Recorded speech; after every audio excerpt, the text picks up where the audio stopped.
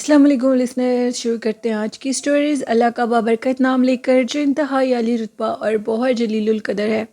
I hope آپ سب لوگ بالکل ٹھیک ہوں گے، اور شروع کرتے ہیں آج کی خوفناک کہانی ہے۔ یہ کہانی شیئر کی اشرف اوان نے۔ اشرف کہتے ہیں کہ میں اسلام آباد میں رہتا ہوں اور خوفناک کہانی ہے، مجھے بہت پسند ہے، میری زندگی میں ان کا بہت گہرا تاثر ہے۔ میرے ساتھ بہت سے خوفناک واقعات پیش آئے۔ وہ کہتے ہیں کہ میں اپنے ماموں کے ساتھ، جو کہ وہ ہائی کورٹ کے وکیل تھے، میرا سرگودا میں بھی آنا جانا ہے، ادھر بھی اور اسلام آباد میں بھی۔ وہ یہ کہتے ہیں کہ جس ٹائم سب کچھ عدالتیں، کورٹ کچہری کے جو کام ہیں وہ بند ہو جاتے ہیں، تو اس کے بعد میں نے ادھر ایک اور دنیا کو بستے ہوئے دیکھا۔ میرا ایک دوست جو کہ اسلام آباد کچہرییں اور جو عدالت وغیرہ ہے ادھر اس کا آنا جانا ہے، اسی کے ساتھ مجھے ایک دفعہ بہت ضروری کام تھا۔ میرے دوست نے مجھے ٹائم دیا کہ تم اس ٹائم پر آ جانا۔ اتفاقاً اس ٹائم پر نہ تو میرے دوست کے ساتھ میری کوئی کال پر کنٹیکٹ ہو رہا تھا، نہ ہی میں اس ٹائم پر پہنچ سکا تھا۔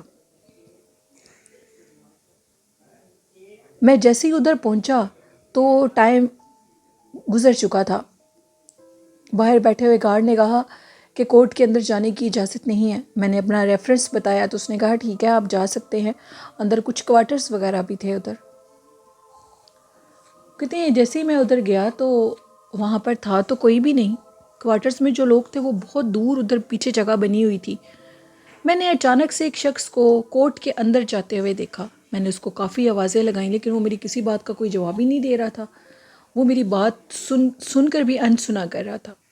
میں اسے دیکھنے لگ گیا، وہ کورٹ کے اندر چلا گیا۔ میں جیسے اس کے پیچھے اندر کی طرف گیا اور میں جس روم کے اندر وہ گیا تھا میں بھی اس روم کے اندر جانے لگا تو وہاں پر تو لاک لگا ہوا تھا، لیکن میری آنکھوں کے سامنے وہ شخص ایک کھلے دروازے کے اندر جا رہا تھا۔ وہ اندر کیسے گیا؟ وہ کیا چیز تھی؟ میں بہت زیادہ خوف زدہ ہو گیا، میری بہت زیادہ بری حالت ہو گئی، اور میں ہامتا کامتا وہاں سے باہر نکلا اور اپنے اس دوست سے کانٹیکٹ کرنے لگا اور اس کو یہ کہنے لگا کہ تم مجھے اچھی مصیبت میں پھنسا کر چلے گئے ہو۔ میں تو ادھر آیا تھا کہ تم آگے ہوگے تو، لیکن میں لیٹ ہو گیا جس کی وجہ سے تمہیں آگے کھڑے تو ہونا چاہیے تھا۔ میری دوست نے کہا کہ جلدی سے کورٹ سے باہر نکل آؤ ورنہ تمہارے ساتھ کوئی نقصان ہو جائے گا۔ میں کافی حیران ہوا اور یہ کہنے لگا کہ نقصان کیسے؟ میرے دوست نے مجھے کہا کہ اس ٹائم پر تمہیں ادھر کچھ عجیب و غریب نظارے نظر آنے لگیں گے، یعنی کچھ ایسے لوگ نظر آئیں گے جن کا حقیقتی زندگی سے، ہماری زندگی سے کوئی وجود نہیں ہوگا۔ اور میرے ساتھ ایسے ہوا اور مجھے وہاں پر عجیب و غریب قسم کے مخلوقات نظر آنے لگ گئی تھی۔ میں نے اس بندے کو بھی دیکھا، اس شخص کو دیکھا جو کہ کورٹ کے ایک روم میں جا رہا تھا۔ وہ کمرہ کھلا ہوا تھا اور جیسے میں اندر گیا تو اس کمرے کو تو تالا لگا ہوا تھا باہر سے۔ یہ سب کچھ بہت حیرت انگیز اور بہت خوفناک تھا۔ خیر، میرے دوست نے مجھے منع کیا اور میں دوبارہ عدالت میں، کورٹ میں رات کے ٹائم، شام کے ٹائم 5 بجے نہیں گیا۔ اسی طرح وہ کہتے ہیں کہ میری زندگی میں ایک اور یہ واقعہ پیش آیا۔ میں لاہور میں گیا ہوا تھا۔ لاہور میں میرے نانہال جو فیملی ہے وہ پرانے سکھوں کی ہی جو حویلی ہیں ان میں سے ایک حویلی ان کی ہے اور اسی میں وہ لوگ رہتے ہیں۔ جب بھی نانہال جاتا تھا تو ان کا جو مین انٹرس کا دروازہ تھا وہاں پر اکثر میں ایک بوڑھی عورت کو دیکھتا تھا۔ وہ بوڑھی عورت مین انٹرس سے نکل کر بالکل ہم لوگوں کی جو حویلی تھی اندر انٹر جب ہوتے تھے تو ساتھ ایک وہ کہتے ہیں جگہ بنی تھی جہاں پر وضو وغیرہ کرتے ہیں، اور میں اس عورت کو اسی جگہ پر جاتے ہوئے دیکھتا تھا۔ پہلے تو بچپن تھا، مجھے سمجھ نہیں آتی تھی کہ آخر وہ عورت کون ہے اور وہ کہاں سے آتی ہے۔ پھر جب میں بڑا ہونے لگا تو مجھے اکثر وہ جب نظر آتی تھی تو میں اپنی نانو سے پوچھتا تھا کہ نانو یہ عورت کون ہے؟ میری نانو کافی حیران ہوتی تھی اور یہ کہتی تھی چلو چھوڑو یہ تمہارا وہم ہوگا، لیکن وہ تو یہ سب کچھ جانتی تھی کہ وہاں پر کچھ نہ کچھ ایسا خوفناک ضرور ہے جن کا وہ سمجھتی تھی کہ مجھے اندازہ نہیں ہے۔ لیکن میں نے اپنی نانو سے کہا کہ میں بچہ نہیں ہوں، میں جانتا ہوں سب کہ ادھر کیا چیز ہے، آپ مجھے سچ بتا دیں کہ ادھر کیا ہے۔ میں کافی اب بڑے ہوتے جا رہا تھا تو ڈر جاتا تھا۔ اس عورت کے ہاتھ میں ایک سٹرک ہوتی تھی جس کے سہارے سے وہ چل کر اسی وضو خانے والی سائڈ پر جاتی تھی۔ نانو کے گھر جب ہم لوگ سو جاتے تھے تو ہمیں محسوس ہوتا تھا کہ جیسے ہمارے چارپائیوں کے نیچے سے کوئی ایسے ہاتھ وغیرہ مارا ہو چارپائی کے نیچے، اور بڑی درد ہوتی تھی اور نیند سے آنکھ کھل جاتی تھی۔ کبھی یوں لگتا تھا کہ کچھ چارپائی کے ارد گرد چکر کاٹ رہا ہو۔ نانوں کے گھر میں جب ہم لوگ جا کر سردیوں میں رہتے تھے تو مسلسل روم کے باہر کوئی دروازہ نوک کرتا رہتا تھا، کھول کر دیکھتے تھے تو کوئی بھی نہیں ہوتا تھا۔ ایسے بہت سے عجیب و غریب اور خوفناک واقعات ہمارے ساتھ نانوں کی حویلی میں پیش آتے تھے۔ پرانی سکھوں کی وہ حویلیاں جن کے اندر جنات تو رہتے ہی رہتے ہیں، لیکن میری نانو یہ کہتی ہیں کہ ان حویلیوں کے نیچے بہت سا خزانہ دفن ہے، اور انہی خزانوں کی حفاظت کے لیے وہ جنات ادھر پہرے پر ہیں تاکہ وہ خزانہ کوئی نکال نہ سکے، کیونکہ وہ خزانہ نہ تو وہ جنات خود استعمال کرتے ہیں، نہ ہی کسی انسان کے استعمال میں لانے دیتے ہیں۔ اسی طرح کی نانوں کے گھر کے پاس ایک اور حویلی تھی، وہ بھی ایک سکھ تھے جن کی وہ حویلی مسلمانوں نے خرید لی تھی۔ بہت زیادہ مخدوش ہو چکی تھی، وہ بہت پرانی اور بوسیدہ حویلی، ایون کہ اس کے روم کے ایک جو ادھر حویلی کا ایک روم تھا اس کی چھت بھی گر گئی تھی۔ جیسے اس کی چھت گری تو اس کی چھت کے اندر سے جو وہ جگہ بنی تھی ادھر سے سونے کے کچھ سکے نکلے، اور انہوں نے وہ سکے وغیرہ اٹھا لیے، کیونکہ ایسی چیزیں اکثر وہ جب پتہ لگتا ہے تو وہ حکومت کے حوالے کر دیتے ہیں۔ انہوں نے اس چیز کو لیک آؤٹ نہیں کیا، لیکن پھر بھی بات باہر سے نکل گئی۔ ان کے مطابق وہاں سے چند سکے نکلے تھے، اور وہ چند سکے جو گولڈ کے تھے وہ بہت بھاری دام بکے تھے ادھر۔ اسی طرح نانوں کی جو حویلی ہے وہ کہتی ہیں کہ ادھر بھی چھتوں کے اندر بہت سی چیزیں ہیں، وہ اس لیے کہ ہمیں جب رات کو سو رہے ہوتے ہیں تو جو چھت بنے ہوئے ہیں ادھر محسوس ہوتا ہے کہ جیسے کوئی عجیب و غریب چیز چل رہی ہو، اس کی آواز آتی ہے باقاعدہ طور پر۔ ایسے لگتا ہے کہ جیسے چھت کے اندر وہ لکڑی کے اور لوہے کے مکس مٹیریل کے وہ جو چھت بنے ہیں، وہ یوں محسوس ہوتا ہے کہ جیسے ادھر اندر کوئی اور مخلوق ہے جو کہ مسلسل چیزوں کو چھیڑ رہی ہو۔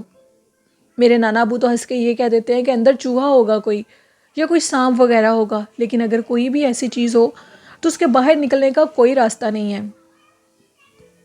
اشرف کہتے ہیں کہ نانوں کا گھر بہت اچھا لگتا ہے، گرمیوں کی جو دوپہر ہوتی ہے حویلی میں آج بھی ادھر بہت سکون محسوس ہوتا ہے، ٹھنڈی ہواؤں کے جھونکے، اونچی چھتیں، چاروں طرف وہ کہتے ہیں کہ کھڑکیاں لگی ہوئی ہیں، جو برآمدے بنے ہیں اونچے برآمدے ہیں حویلی کے دوسرے پورشن کے، وہاں سے بہت ٹھنڈی ہوائیں، اور وہاں پر دیکھ کر ایک عجیب و غریب احساس محسوس ہوتا ہے۔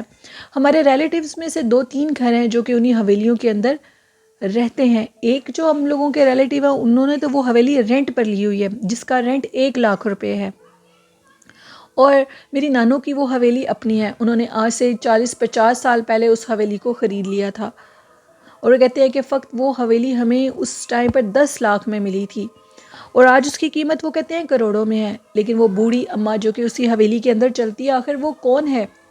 اس کو دیکھا جاتا ہے، میں نے نہیں، اس کو ہم لوگوں کے ریلیٹیوز میں سے کئی لوگوں نے دیکھا ہے۔ وہ بوڑھی عورت کون ہے، کہاں سے آئی ہے، یہ ہمیں نہیں پتا۔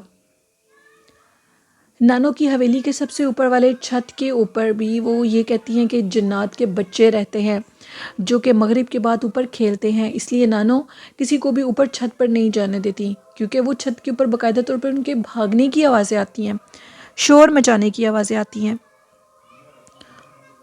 عجیب و غریب وہ مخلوق جو کہ چھت پر بھاگتی ہے، دوڑتی ہے، آوازیں آتی ہیں، بہت زیادہ خوشبو کے جھونکے آنا، اور دوپہر کا وہ جو ٹائم ہوتا ہے وہ بڑا خوبصورت لگتا ہے۔ اور ایک عجیب و غریب ان حویلیوں میں یہ چیز ہے کہ ان میں بالکل گرمی محسوس نہیں ہوتی، کیسے مٹیریل کی، وہ کیا مٹیریل لگا ہوا ہے ان حویلیوں کے اندر جو کہ گرمی بھی نہیں لگنے دیتا، اور سردیوں میں وہ ایک عجیب سی گرمائش محسوس ہوتی ہے۔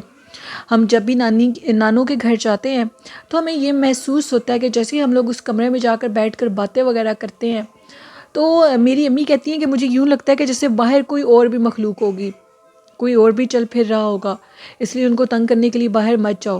میری نانی اماں یہ کہتی ہیں کہ ایک دفعہ شدید سردی تھی، دھند کا موسم تھا، میں اپنے کمرے سے باہر نکلی اور وضو کرنے کے لیے گئی، کیونکہ وہ پرانے زمانے کے گھر ہیں، ان میں اٹیچ واش روم نہیں ہوتا۔ میں اوپر والے پورشن میں جب وضو کرنے کے لیے گئی، اور وہ کہتے ہیں کہ وہ زیادہ تر اوپر والا پورشن ہی استعمال کرتے ہیں، نیچے والا پورشن انہوں نے مہمان خانے کے لیے رکھا ہوا ہے۔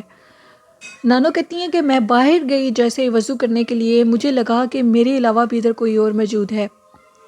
میں نے چند سیکنڈ پیچھے سے پلٹ کر دیکھا تو میں دیکھتی ہوں کہ ایک بوڑھا بزرگ اور ایک عورت جو کہ بالکل سفید لباس میں تھے، اور ان کے ہاتھوں میں ایک سٹک تھی جس کے سہارے سے وہ چل رہے تھے، وہ چلتے ہوئے نیچے کی راستے کی طرف جا رہے تھے، اور میرے دیکھتے دیکھتے وہ ادھر ہی غائب ہو گئے۔ پتہ نہیں وہ کیا تھے، میں انہیں دیکھ کر ڈری نہیں، مجھے لگا کہ عبادت کا ٹائم ہے، شاید وہ بھی عبادت کے لیے آئے ہوں گے، شاید وہ مسلمان جنات ہوں۔ اکثر مجھے تہجد کے ٹائم پر وہاں پر عجیب و غریب مخلوقات نظر آتی ہیں، اور وہ انتہائی عجیب و غریب قسم کے نقشے نظر آنا، عجیب سے کالے شیڈو نظر آنا، کبھی سفید لباس میں دو میاں بیوی ہیں جو کہ اسی گھر کے نیچے والے پورشن میں رہتے ہیں، اور سب سے اوپر والے پورشن میں وہ کہتے ہیں کہ وہ کوئی اور فیملی ہے جنات کی جو کہ بچوں کی صورت میں ہے۔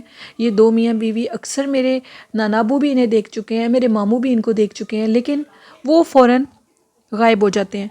یہ کہانی تھی اشرف اوان کی جنہوں نے راولپنڈی سے شیئر کی۔ بہت شکریہ اشرف۔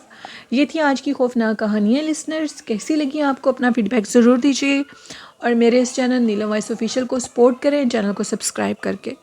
اچھی بات یہ ہے کہ باوضو رہیں، قرآن پاک، نماز اور درود شریف کو زندگی کا حصہ بنائیں، ماں باپ کی خدمت کریں، تو انشاءاللہ اللہ آپ کی زندگی میں بھی برکت ڈالے گا اور آپ کے رزق میں بھی، اور آپ کو کامیابیاں دے گا۔